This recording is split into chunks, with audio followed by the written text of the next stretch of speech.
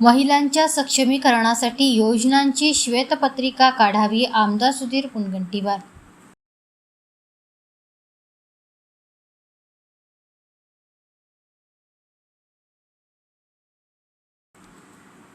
आंतरराष्ट्रीय महिला दिनानिमित्त महाराष्ट्र विधानसभेत मांडण्यात आलेल्या ठरावावर बोलताना आमदार सुधीर मुनगंटीवार यांनी महिलांच्या सक्षमीकरणासंदर्भात राज्य व केंद्र शासनाच्या विविध योजनांचा सखोल आढावा घेत महिलांसाठी राबविण्यात येणाऱ्या योजनांवर श्वेतपत्रिका काढण्याची मागणी केली. या चर्चेला उत्तर देताना महिला व बालविकास मंत्री अदिती तटकरे यांनी मुनगंटीवार यांनी मांडलेल्या सूचनांवर सकारात्मक भूमिका घेत अनेक बाबींची अंमलबजावणी करण्याचे आश्वासन दिले. चर्चेत बोलताना आमदार मुनगंटीवार म्हणाले, महाराष्ट्रात सुमारे 6.5 कोटी महिला आहेत.